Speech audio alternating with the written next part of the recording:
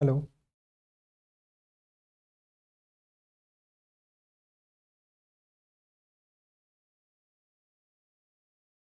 Hello students. पिछली class में हम लोगों ने देखा था वैदिक सिविलाइजेशन के बारे में। जो पिछली क्लास हमारी हुई थी वो वैदिक सिविलाइजेशन के बारे में हुई थी। और हम लोगों ने देखा था कैसे वैदिक सिविलाइजेशन दो हिस्सों में बटा हुआ था। एक था वैदिक सिविलाइजेशन और इसका जो टाइम पीरियड था वो 1500 BC टू और 1000 BC तक था। और जो लेटर वैदिक पीरियड था हमारा, जो लेटर वैदिक पीरियड था, लेटर वैदिक पीरियड हमारा 1000 BC से 600 BC तक देखने को मिलता है। और इसके बाद अगर हम लोग देखें तो इसके बाद हमारा महाजनपद जो है, महाजनपद का टाइम पीरियड शुरू हो जाता है। महाजनपद का जो टाइम पीरियड है वो शुरू हो जाता है। मैंने आपको बताया था कि कैसे वैदिक सिविलाइजेशन में विश्व जो है वो सबसे छोटी इकाई होती है और दो विश्व को जोड़कर, विश्व प्लस विश्व को जोड़कर कैसे जनपद बनता है, एक जनपद का निर्माण होता है। और फिर एक जनपद और जनपद को मिलकर कैसे महाजनपद का निर्माण होता है। और हम देखते हैं कि महाजनपद में सबसे पहले मगध का जो है वो उत्कर्ष होता है। और मगध क्यों उत्कर्ष होता है मगध का, इस चीज पर भी हम लोगों ने चर्चा की थी। तो आज जो हमारा टॉपिक है वो होगा जो सबसे पहला वंश निकलकर सामने आता है महाजनपद में, मगध के उत्कर्ष में, वो होता है हेरेक डायनेस्टी। और आज हम इसके बारे में देखेंगे, हेरेक डायनेस्टी के बारे में। ये हमारी हेरेक डायनेस्टी है। और अगर हेरेक डायनेस्टी के बारे में हम लोग बात करें तो देखिए इसकी चर्चा कहाँ मिलती है। तो इसकी चर्चा क्षेत्रांतिक के रूप में, देखिए इसकी चर्चा पुराणों में भी मिलती है, इसकी चर्चा बुद्धिस्ट टेक्स्ट में भी मिलती है, बुद्धिस्ट टेक्स्ट में भी मिलती है, बुद्धिस्ट टेक्स्ट में भी मिलती है। और देखें तो इसकी चर्चा जैन टेक्स्ट में भी मिलती है, जैन टेक्स्ट में भी मिलती है। जैन टेक्स्ट में इसको क्षेत्रांतिक कहा गया है, क्षेत्रांतिक कहा गया है। और इसका मतलब होता है very huge, very huge area. ठीक है। और बुद्धिस्ट टेक्स्ट में देखिए क्या कहा गया है। बुद्धिस्ट टेक्स्ट में कहा गया है कि जो हेरेक डायनेस्टी या मगध साम्राज्य जो था, इसको हम लोग बोलेंगे मगध एम्पायर। जो मगध एम्पायर हमारा था, ठीक है, मगध एम्पायर, ये बुद्धिस्ट टेक्स्ट में कहा गया है कि इसमें लगभग 80,000 गांव थे। इसमें लगभग 80,000 गांव थे बुद्धिस्ट टेक्स्ट में। बुद्धिस्ट टेक्स्ट में ये कहा गया कि 80,000 गांव थे। और जैन टेक्स्ट में इसको बहुत ह्यूज एरिया बताया गया है। यहां पर अगर देखें तो पुराणों में भी हेरेक डायनेस्टी का जिक्र मिलता है। जो पहला शासक हमारे सामने निकल कर आता है वो है बिंबिसार।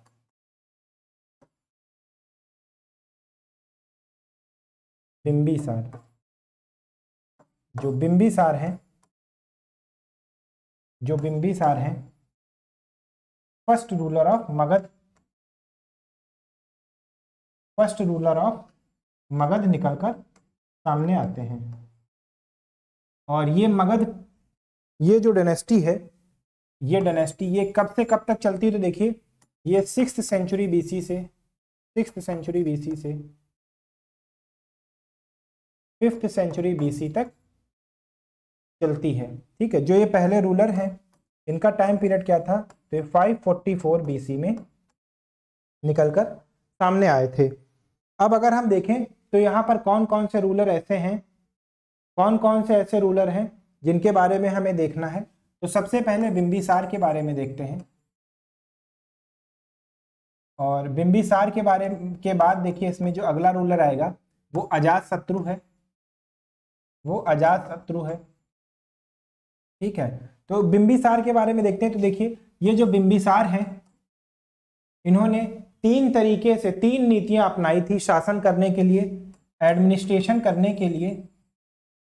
एडमिनिस्ट्रेशन के लिए देखिए भाई, एडमिनिस्ट्रेशन के लिए इन्होंने 3 पॉलिसीज अडॉप्ट की थी। और वो 3 पॉलिसी कौन सी थी? मैंने आपको बताया था महाजनपद टाइम पीरियड में कि महाजनपदाज में क्या था भाई कि मगध क्यों निकल कर आया, क्योंकि यहाँ पर कुछ एबल रूलर भी, बहुत अच्छे और एबल रूलर हुए, जैसे बिंबिसार, अजात शत्रु जैसे एबल रूलर हुए। ठीक है, तो इनकी एडमिनिस्ट्रेशन से हम समझते हैं कि कैसी इनकी नीति थी। तो पहला देखिए, जो पहली पॉलिसी थी वो इनकी थी फ्रेंडली पॉलिसी। फ्रेंडली पॉलिसी या मित्र नीति जिसे कहते हैं, मित्र नीति। ठीक है, अभी इसको आगे चलकर देखेंगे। दूसरी जो पॉलिसी थी वो मैरिज करने की थी। मैरिज यानी वैवाहिक, वैवाहिक रिश्ते। ठीक है, वैवाहिक संबंध। ठीक है, वैवाहिक संबंध। और जो तीसरी पॉलिसी इनकी थी वो इनकी वार पॉलिसी थी। War policy. ठीक है, या जिसको हम लोग कह सकते हैं कि वो युद्ध नीति थी। ठीक है, या जिसको हम कह सकते हैं युद्ध नीति थी। तो ये तीन नीतियां थी। देखिए, अगर ये पहली नीति की हम बात करें, अगर हम पहली नीति की बात करें, देखिए अगर हम बिंदुसार की पहली नीति की बात करें, बिंदुसार की पहली नीति की बात करें, तो एक बार देखिए क्या होता है कि एक राजा होते हैं अवंती के, जो अवंती महाजनपद था। तो अवंती के जो राजा होते हैं, ये राजा को जॉन्डिस हो जाता है। वो जॉन्डिस हो जाता है, तो ये क्या करते हैं, जो इनके राजवैद्य थे, ठीक है, जो इनके राजवैद्य थे, राजवैद्य का नाम क्या था? जीवक। तो ये जीवक को भेजते हैं कि आप जाएं और इनका इलाज कराएं। ठीक है, जीवक को भेजते हैं कि इलाज कराएं, और इससे क्या हुआ कि ये फ्रेंड बना लेते थे, फ्रेंड टू नेबर कंट्री। तो एक जैसे अवंती था, इसको जो है neighbour, friend to neighbour country, जो पड़ोसी देश था उसको मित्र बना लेते थे। उसके बाद अगर हम देखें तो इन्होंने एक वज्जी संघ जो था, या देखिए जो वज्जी था, वज्जी में जो रूलर था, रूलर की सिस्टर से विवाह कर लिया। ठीक है, तो वज्जी इनके साथ हो गया। और दहेज में देखिए, डाउरी में इनको क्या मिलता है भाई? तो डाउरी में इनको पूरा का पूरा काशी मिल जाता है। देखिए कितनी अच्छी नीति थी कि भाई तुम डाउरी से पूरा पूरा जीत रहे हो, डाउरी में तुमको पूरा काशी मिल गया। और देखिए, और एक पत्नी थी इनकी, क्षेमा, क्षेमा नाम की पत्नी थी, उससे भी इन्होंने शादी कर ली थी। फिर देखिए कौशल नरेश, जो कौशल महाजनपद था, कौशल महाजनपद था, वहां से इन्होंने वैवाहिक संबंध बनाए। ठीक है, अब बात करते हैं वॉर पॉलिसी की। तो देखिए वॉर पॉलिसी में इन्होंने क्या किया? वॉर पॉलिसी में इन्होंने जो अंग था, अंग को कैप्चर कर लिया। ठीक है, ये सब महाजनपद काल में हम पढ़ चुके हैं। अंग, वज्जी कहाँ पर था, अंग कहाँ था, काशी कहाँ था, ठीक है, मगध कहाँ था, अवंती कहाँ था, ये सारी चीजें हम लोग वहां पर विस्तार से पढ़ चुके हैं। तो कितना ब्रॉड इनकी नीति थी, आप इस चीज को समझ सकते हैं। ठीक है, देखिए भाई कैसे था, ये मगध था, यहां पर क्या था? मगध। और यहां पर क्या था? अवंती। यहां पर अवंती था। और यहां पर क्या था भाई? यहां पर अंग था। यहां पर क्या था? ये वज्जी था। ये क्या था? ये यहाँ पर वत्स था। और यहाँ पर क्या था? यहाँ पर कौशल था, कौशल था। और अगर यहाँ की बात करें तो यहाँ पर क्या था? यहाँ पर अगर हम बात करें तो यहाँ पर काम्बोज था। काम्बोज की कैपिटल क्या थी? हाटक। काम्बोज की कैपिटल क्या थी? हाटक। ये इसकी कैपिटल थी। और यहाँ पर देखिए भाई क्या था, यहाँ पर गांधार था, गांधार था। ठीक है, तो देखिए मगध क्या करता है, इससे और इससे, ठीक है, इन दोनों से भाई मैरिज रिलेशन कर लेते हैं। और बदले में क्या होता है, ये वाला जो एरिया है, ये जो काशी वाला, इनको मिल जाता है। और ये जो है इसको ये कैप्चर कर लेते हैं, अंग को ये कैप्चर कर लेते हैं। और जो अवंती थी तो यहाँ पर जीवक को ये भेजकर, जीवक को भेजकर फ्रेंडली रिलेशन डेवलप कर लेते हैं, फ्रेंडली रिलेशन डेवलप कर लेते हैं। ठीक है, तो एक तरीके से हम ये कह सकते हैं कि ये वाला जो एरिया है ये भी इनके प्रभाव में आ जाता है। तो हम देखते हैं कैसे धीरे धीरे मगध एक्सपैंड कर रहा होता है, कैसे कैसे मगध एक्सपैंड कर रहा होता है। और फिर देखिए इसके बाद हम देखते हैं कि जो बिंबिसार के बाद अगला शासक आता है, बिंबिसार। अच्छा ये देखिए, ये बिंबिसार जो है ये किसके कंटेम्पोरेरी हैं, he was contemporary to Mahatma Buddha. ये महात्मा बुद्ध के समकालीन थे,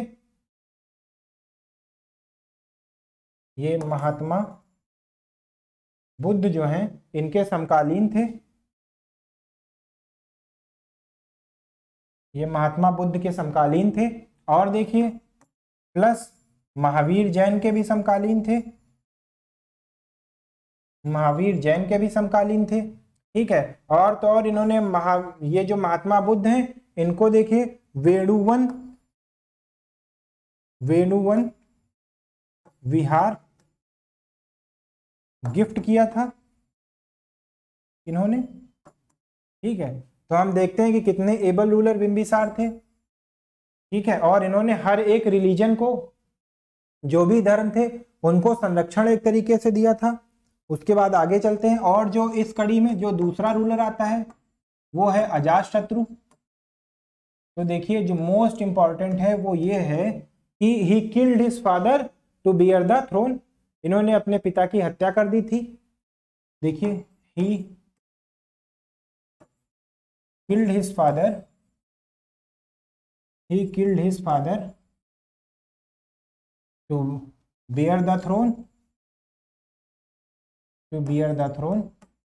और किसके प्रभाव में आकर इसने जो है कर दी थी, तो देखिए जो गौतम बुद्ध के भाई थे देवदत्त, उनके, ऐसा कहा जाता है कि देवदत्त के प्रभाव में आकर इन्होंने अपने पिता की हत्या कर दी और गद्दी पर बैठ जाते हैं। देखिए कुछ टेक्स्ट हैं, कुछ बुद्धिस्ट टेक्स्ट हैं, बुद्धिस्ट टेक्स्ट में इनका एक और नाम मिलता है, इनको कुणिक नाम से भी कहा गया है, कुणिक नाम से भी कहा गया है। देखिए भाई इनको कुणिक नाम से भी संबोधित किया गया है। और देखिए भाई ये जो अजातशत्रु थे इन्होंने पहली बार क्या किया था, अच्छा अभी तक जो कैपिटल थी मगध की, मैंने आपको बताया जो मगध की कैपिटल थी, वो मगध की कैपिटल क्या थी, मगध की कैपिटल जो थी वो थी राजगृह, राजगृह या गिरिव्रज। ठीक है, ये मगध की कैपिटल थी। तो इन्होंने पहली बार ये सोचा कि नहीं, कुछ सिक्योरिटी के लिए, हमें पता है कि बिहार से गंगा नदी होकर बहती है, तो ये ऐसा चाहते थे कि सिक्योरिटी के पर्पज से जो इनका महल हो वो आसपास नदियों से घिरा हो ताकि कोई जल्दी अटैक ना कर पाए। हालांकि जो प्रेजेंट राजधानी थी इनकी राजगृह, उसमें क्या था, वो 7 पहाड़ियों से घिरा हुआ था, चारों तरफ से पहाड़ियों से घिरा हुआ था भाई। ठीक है, तो अब ये चाहते थे, तो इन्होंने सोचा कि पटना को या पाटलिपुत्र को राजधानी बनाया जाए, लेकिन ये पाटलिपुत्र को राजधानी बना नहीं पाते हैं। फिर देखिए इनके शासन के 8वें वर्ष, इनके शासन के 8वें वर्ष जो महात्मा बुद्ध हैं 483 BC में क्या होता है कि महात्मा बुद्ध मर जाते हैं। ठीक है, इनका निर्वाण हो जाता है इसी के शासनकाल में। तो कभी कभी ये भी क्वेश्चन पूछ लेता है कि जब महात्मा बुद्ध का निर्वाण हुआ या जब महात्मा बुद्ध की मृत्यु हुई तो उस समय शासन कौन कर रहा था भाई, तो उस समय शासन कर रहे थे हिर्यक डायनेस्टी के अजातशत्रु। तो देखिए जो फर्स्ट बुद्धिस्ट काउंसिल होगी, फर्स्ट बुद्धिस्ट काउंसिल जो होगी, फर्स्ट बुद्धिस्ट काउंसिल, तो वहां पर रूलर कौन रहेगा? तो वहां पर रूलर जो है वो रूलर रहेंगे अजातशत्रु, अजातशत्रु, अजातशत्रु। और प्लेस कौन सी रहेगी भाई? तो प्लेस देखिए, प्लेस हो जाएगी राजगृह, जो इनकी कैपिटल थी। और राजगृह में कौन सी जगह? सप्तपर्णी गुफा। ठीक है, सप्तपर्णी गुफा है एक। तो राजगृह में सप्तपर्णी गुफा में जो है पहली बुद्धिस्ट संगीति रखी जाती है। प्लेस थी राजगृह, सप्तपर्णी गुफा। और देखिए अध्यक्ष कौन था उसका? अध्यक्ष कौन होता है? तो अध्यक्ष कौन थे भाई? अध्यक्ष थे महाकश्यप।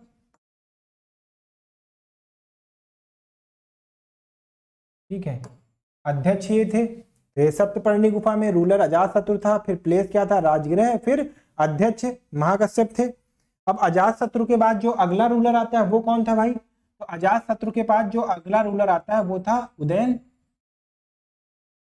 राजा उदयन आते हैं। और इन्होंने, इनके बारे में ज्यादा जानकारी नहीं मिलती, बस एक डेवलपमेंट ये करके जाते हैं, वो ये है कि इन्होंने he is given the honor, he is given the honor to establish Pataliputra. इन्हें पाटलिपुत्र की स्थापना का श्रेय दिया जाता है। ये क्वेश्चन बहुत बार पूछा गया है, मोस्ट इंपॉर्टेंट, कि भाई कौन सा शासक था जिसने पाटलिपुत्र की स्थापना की थी? तो इन्होंने पाटलिपुत्र की स्थापना की थी। ठीक है, और पाटलिपुत्र है कहाँ? तो देखिए ये गंगा प्लस पुनपुन रिवर के कॉन्फ्लुएंस पर है। ठीक है, प्लस पुनपुन रिवर के कॉन्फ्लुएंस पर है।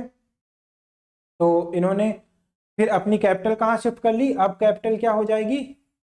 अब जो कैपिटल है वो हो जाएगी, इनकी जो कैपिटल है अब वो पाटलिपुत्र हो जाएगी। अब इनकी जो कैपिटल है वो पाटलिपुत्र इनकी कैपिटल हो जाएगी। इसके बाद देखिए बहुत छोटे छोटे से शासक आते हैं, जैसे अगर उदयन के बाद बात करें तो राजा उदयन के बाद कौन से शासक आएंगे? उदयन के बाद जो है वो आते हैं अनिरुद्ध। ठीक है, उदयन के बाद जो अगला शासक आएगा वो अनिरुद्ध आता है, और इसके बारे में ज़्यादा कुछ नहीं पढ़ना है। और फिर हम लोग नीचे आते हैं, और अनिरुद्ध के बाद अगर हम देखें तो अनिरुद्ध के बाद जो अगला शासक है उसका नाम है मुंडक। बस आपको याद होना चाहिए, क्योंकि कभी कभी हमारे एग्जाम में ये पूछ लेता है कि भाई मुंडक नाम का शासक किस डायनेस्टी से था। तो इन सब चीज़ों के लिए बस हमें पता होना चाहिए। उसके बाद जो लास्ट रूलर थे उनका नाम था नागदशक। ठीक है, नागदशक,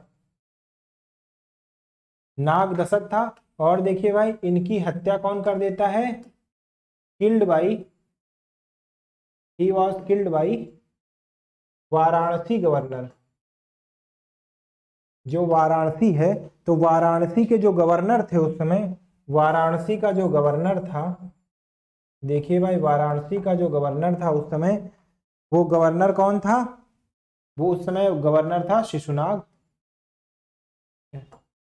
उस समय जो गवर्नर था वो शिशुनाग था, और वो इनकी हत्या करके एक न्यू डायनेस्टी चलाता है जिसका नाम है नाग डायनेस्टी।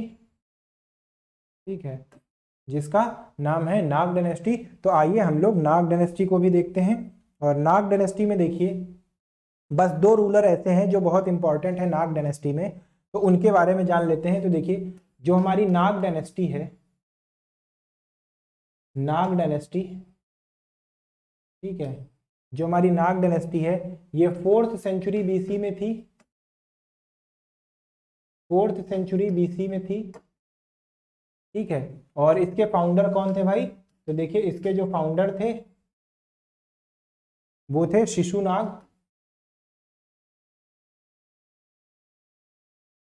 शिशुनाग। और देखिए भाई ये क्या करते हैं कि ये देखिए भाई इनके समय में क्या होता है कि ये मगध है हमारा, ठीक है, ये मगध है, यहाँ पर वज्जी है, ठीक है, यहाँ पर वज्जी है, यहाँ पर वत्स है, ठीक है, यहाँ पर वत्स है। तो ये क्या करते हैं कि यहाँ पर अंग है, देखिए भाई यहाँ पर अंग है, तो ये क्या करते हैं, ये वत्स को एनेक्स कर लेते हैं, ऐसे वत्स को एनेक्स कर लेते हैं।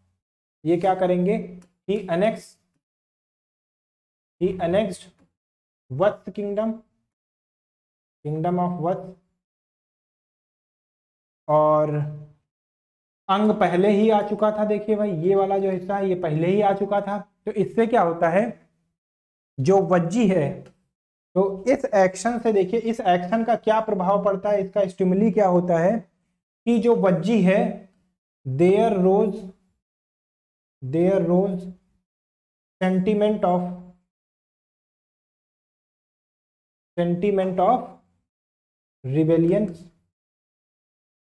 रिबेलियन, ठीक है।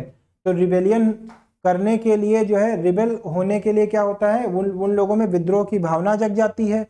तो ये क्या करेंगे, ये अपनी कैपिटल कहाँ शिफ्ट करेंगे, तो ये शिफ्ट कर देंगे कैपिटल कहाँ, देखिए भाई ये शिफ्ट करते हैं कैपिटल कहाँ पर, वैशाली में, ठीक है, वैशाली में कैपिटल शिफ्ट करते हैं। तो ये बात याद रखिएगा कि भाई इनके समय में वैशाली कैपिटल हो जाती है, वैशाली बिकम्स द कैपिटल, ठीक है भाई, वैशाली कैपिटल हो जाती है।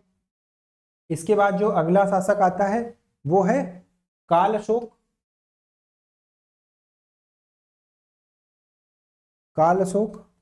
ठीक है, काल अशोक जो हैं वो आते हैं, और ये नाग डायनेस्टी के सेकंड रूलर हैं।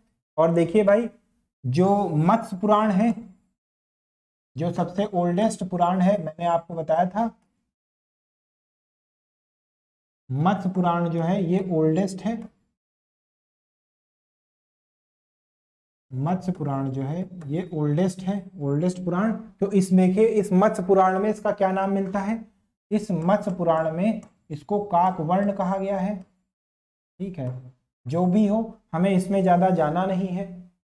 ये भी एबल रूलर था, और इसने क्या किया था, he made Pataliputra again capital, ठीक है। और इसके समय में एक बहुत महत्वपूर्ण घटना हुई थी, उस घटना के बारे में हमें चर्चा करना जरूरी है। और वो घटना कौन सी थी भाई, देखिए तो वो घटना ये थी कि सेकंड बुद्धिस्ट काउंसिल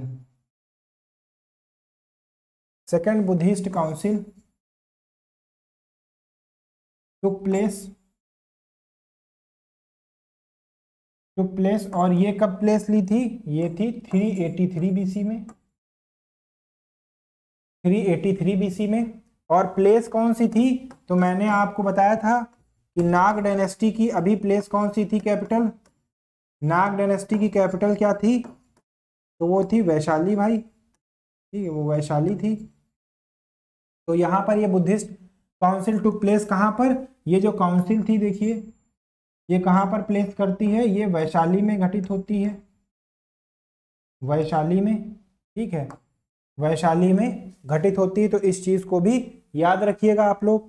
फिर हम लोग देखते हैं कि नाग दशक महापद्म जो ये नाग डायनेस्टी है, काल अशोक के बाद नाग डायनेस्टी का एंड हो जाता है। इसके बाद बहुत छोटे छोटे रूलर बचते हैं, और वो छोटे छोटे रूलर के बारे में हमें नहीं जानना है। ये दो मेजर डेवलपमेंट नाग डायनेस्टी की थी जिन्हें हमें जानना है। फिर जो अगली डायनेस्टी आती है वो है नंद डायनेस्टी,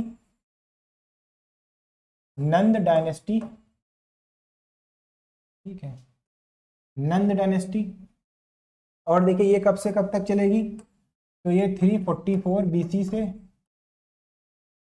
323 बीसी तक चलती है।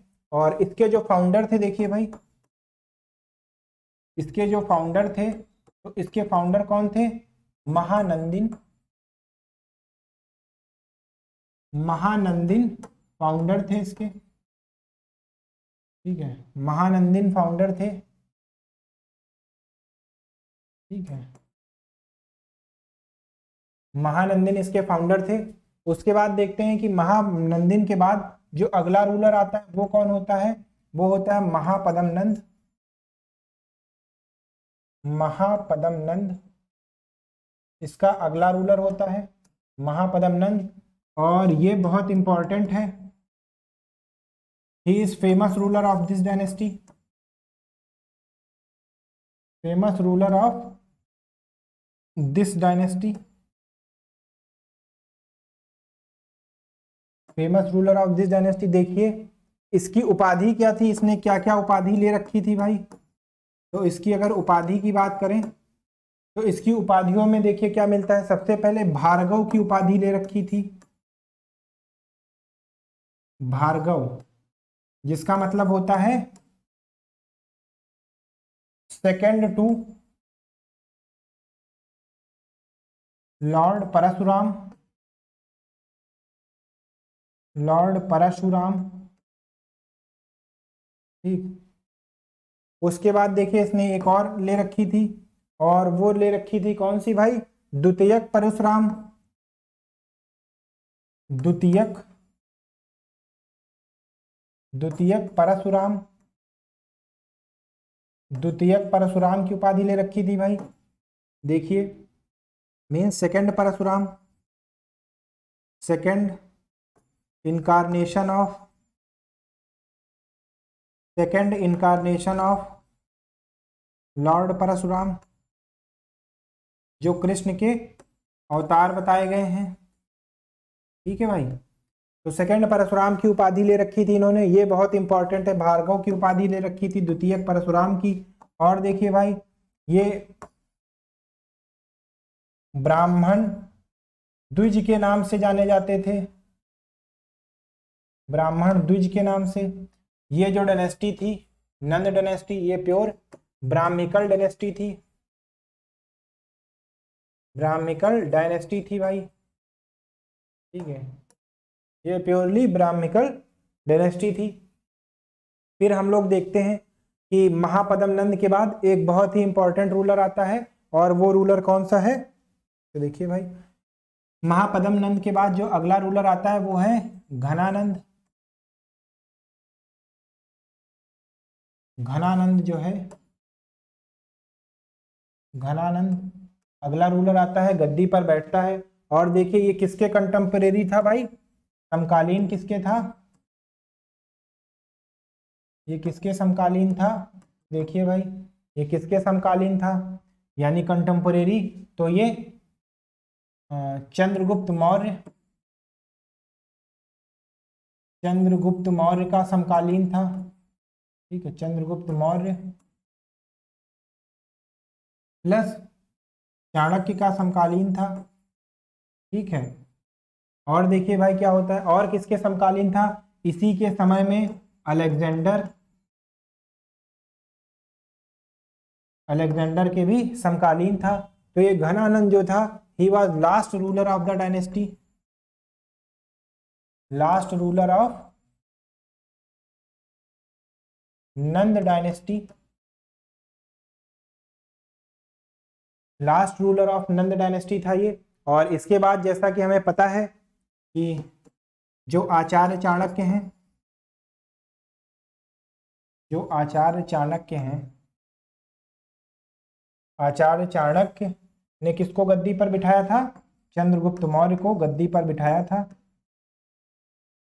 ने चंद्रगुप्त मौर्य को गद्दी पर बिठाया था 322 बीसी में, ठीक है, 322 बीसी में गद्दी पर बिठाया था आचार्य चाणक्य ने। और एक नए डायनेस्टी की शुरुआत हुई थी जिसका नाम है मौर्य डायनेस्टी, ठीक है। मौर्य डायनेस्टी अपने आप में बहुत बड़ा है, तो इसको एक अलग टॉपिक के बारे में हम लोग देखेंगे, ठीक है, इसको एक अलग टॉपिक के बारे में हम लोग देखेंगे नए क्लास में। तो आज की क्लास में बस इतना ही।